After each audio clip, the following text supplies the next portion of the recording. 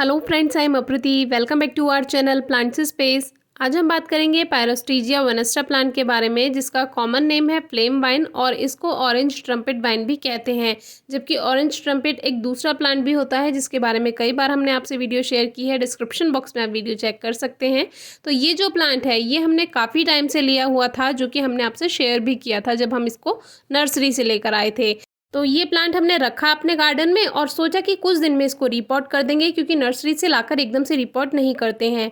लेकिन फिर चेक किया कि इसमें तो बास्केट है, और जो चीज़ हमने नर्सरी में नोटिस नहीं की, तो लगभग होली के समय हम इसको लेकर आए थे। मार्च अप्रैल का टाइम था, तो तब टेम्परेचर हाई होने जा रहा था। तब हमने इसको रिपोर्ट नहीं किया, क्योंकि इसकी पूरी मिट्टी चेंज करनी थी, ये बास्केट जो हटानी थी।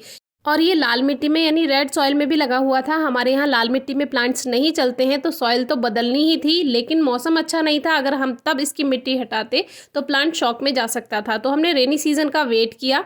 इस बीच प्लांट शॉक में जा रहा था, सारी पत्तियां झड़ने लगी थी। तो हमने इसको क्या किया, थोड़ा शेड में रख दिया जहां पर इसको हल्की फुल्की धूप मिलती रहे। बस रेनी सीजन तक इसको लेकर आना था। तो अब रेनी सीजन आ चुका है, तो साइड साइड की मिट्टी को हटा दिया है और इसको बाहर निकाल लेते हैं। और गमले के किनारे से थोड़ा सा खटखटाया और ये ऐसा का ऐसा बाहर आ गया। अब एक समस्या है कि ये लाल मिट्टी है, जब ये गीली रहती है तो सौगी हो जाती है, और ड्राई रहती है तो ये पत्थर की तरह हार्ड हो जाती है। अगर हम इसको ऐसा का ऐसा प्लांट को बाहर निकालना चाहेंगे तो रूट्स टूट सकती हैं। अब हमने पिछली वीडियोस में भी आपको कई बार बताया है कि रूट से सॉइल किस तरह से अलग करनी होती है। एक बकेट लीजिए, उसमें पानी लीजिए और इसको हल्का हल्का डिप करना होता है, जिसकी वजह से जो मिट्टी है वो रूट्स पर से हट जाती है बिना रूट्स को डैमेज किए हुए। अब ये ऐसा का ऐसा देखिए, सारी जो मिट्टी थी कुछ हाथों की हेल्प से हमने मिट्टी को हटा दिया है, क्योंकि लाल मिट्टी को बिल्कुल भी हमें जड़ों पर नहीं रखना है।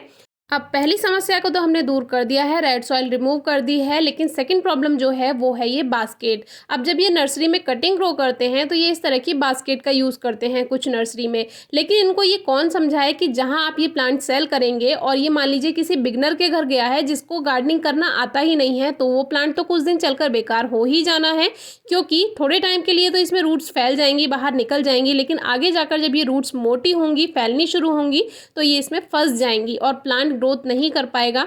तो इसीलिए इस बास्केट को रिमूव करना ज़रूरी है। क्राइसैंथेमम में भी ये होता है, जो कि हमने जब चैनल शुरू किया था तब दूसरी या तीसरी वीडियो आपसे इसी बात के बारे में शेयर की थी। एक प्लांट हमारे यहाँ पुणे से आया था गिफ्ट में, तो वो वीडियो आप डिस्क्रिप्शन बॉक्स में चेक कर सकते हैं, उसमें भी हमने बताया है। तब तो हमारी वीडियोज़ की शुरुआत ही हुई थी, लेकिन तब भी आपको दिखाया था, तो आप ज़रूर चेक कीजिएगा। तो इसके लिए हमें करना क्या है, अब ये एक ही बारी में तो रिमूव होगा नहीं, क्योंकि इतनी रूट्स इसमें फैल चुकी हैं, एकदम से फंस चुकी हैं।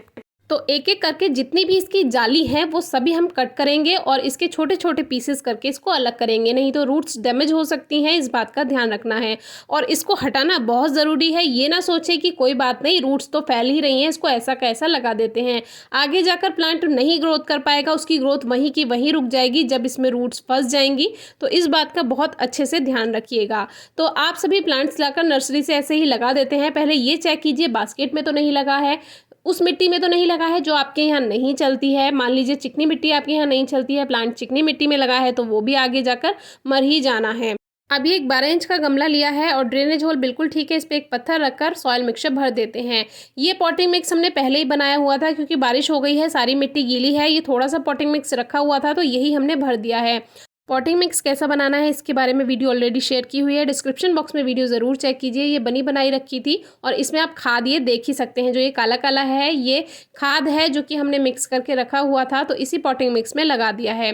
60% सैंडी सॉयल और 40% काउडंग यानी गोबर की खाद या वर्मी कंपोस्ट, कोई भी आप खाद ले सकते हैं। और इसमें लगाने के बाद अब अच्छे से वाटरिंग कर देते हैं।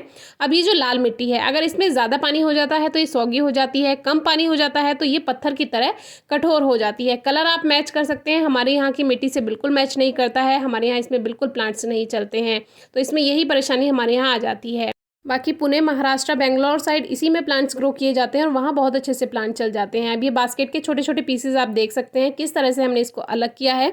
रेनी सीजन का वेट इसलिए कर रहे थे क्योंकि रूट्स पर से सारी सॉइल हटानी थी, और बरसात का मौसम सबसे सही रहता है क्योंकि मौसम में मॉइस्चर रहता है, इसलिए प्लांट के स्ट्रेस में जाने के चांसेस कम रहते हैं और प्लांट रिवाइव कर लेता है, जल्दी ही ठीक हो जाता है।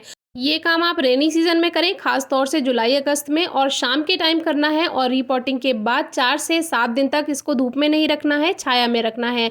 पत्तियां मुरझाएंगी, हो सकता है प्लांट शॉक में जाए, कोई परेशानी की बात नहीं है। आप वीडियो नंबर 697 चेक कीजिएगा, आपको काफ़ी हेल्प मिलेगी। और प्लांट की पत्तियां झड़ जाने दीजिएगा और वेट कीजिएगा उसकी नई ग्रोथ होने में। हल्की ही नमी बनाकर रखिएगा। ओवर मॉइस्चर अगर आप रखते हैं तो प्लांट फिर से बेकार हो सकता है, इसीलिए बहुत हल्की ही नमी रहे, इस बात का ध्यान रखिएगा। कोई क्वेरी हो तो पूछिएगा। Thank you.